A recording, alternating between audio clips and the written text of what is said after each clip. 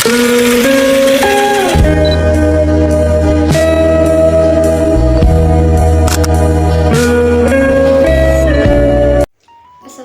warahmatullahi wabarakatuh. Perkenalkan, nama saya Maria Ulfa dari Prodi Administrasi Publik angkatan 2023, nomor NIM 2301111777.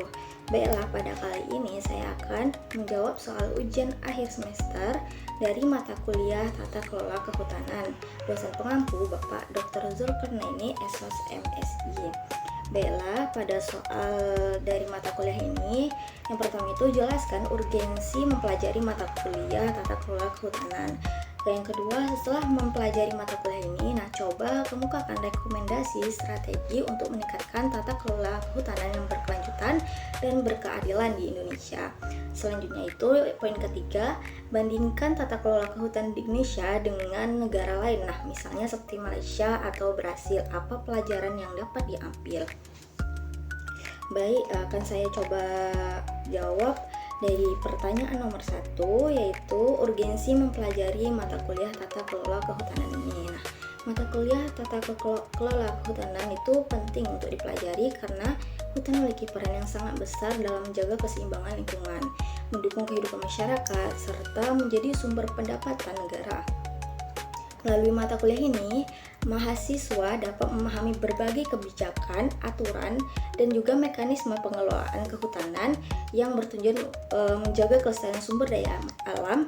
Selain itu, pemahaman tentang tata kelola kehutanan juga diperlukan untuk menghadapi berbagai permasalahan seperti deforestasi, kebakaran hutan, pembalakan liar, konflik lahan, dan perubahan iklim.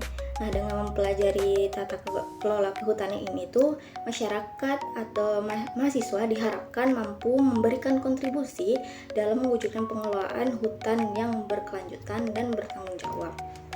Baik, saya akan coba menjawab soal yang nomor 2.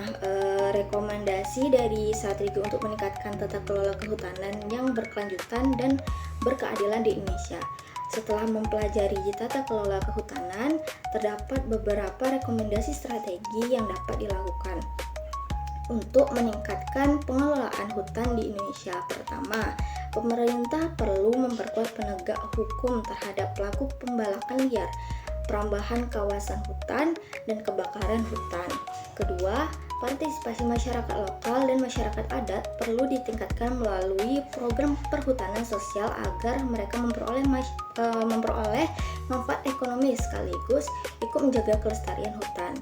Yang ketiga itu pemanfaatan teknologi seperti sistem pemantauan berbasis satelit dan digitalisasi data kehutanan perlu diperluas untuk meningkatkan transparansi dan pengawasan. Selain itu, koordinasi antar instansi pemerintah harus diperkuat agar kebijakan kehutanan itu lebih efektif dan tidak saling tumpang tindih. Dengan langkah-langkah tersebut, tata kelola kehutanan di Indonesia dapat menjadi lebih berkelanjutan, adil, dan mampu memberikan manfaat bagi masyarakat serta lingkungan. Baik, saya akan mencoba menjawab pertanyaan terakhir, perbandingan tata kelola kehutanan di Indonesia dengan Brasil. Saya akan membandingkan dengan Brasil ya, dan pelajaran yang dapat diambil dari tata kelola kehutanan tersebut. Tata kelola kehutanan di Indonesia dan Brasil itu memiliki kesamaan karena keduanya menghadapi masalah deforestasi yang cukup tinggi. Namun, Brasil ini tuh dikenal lebih maju dalam penggunaan teknologi pemantauan hutan berbasis satelit untuk mengawasi kawasan hutan. Khususnya itu di wilayah Amazon. Selain itu, perlindungan terhadap wilayah masyarakat adat di Brasil juga itu masih salah satu strategi penting dalam menjaga kelestarian hutan. Sementara itu, Indonesia memiliki program perhutanan sosial yang memberikan akses kepada masyarakat untuk mengelola kawasan hutan secara legal dan berkelanjutan. Dari perbandingan tersebut, Indonesia dapat mengambil pelajaran dari Brasil dalam hal penguatan sistem pemantauan hutan dan penegakan hukum yang lebih tegas. Sebaliknya, pengalaman Indonesia dalam mengembangkan perhutanan sosial juga dapat menjadi contoh bagi negara lain dalam meningkatkan kesejahteraan masyarakat sekaligus menjaga kelestarian hutan. Dengan menggabungkan keunggulan tersebut, tata kelola kehutanan dapat menjadi efektif dalam mendukung pembangunan berkelanjutan. Nah, mungkin hanya itu jawaban dari saya, lebih dan kurangnya saya mohon maaf. Akhir kata, wabillahi taufiq wal hidayah. Wassalamualaikum warahmatullahi wabarakatuh.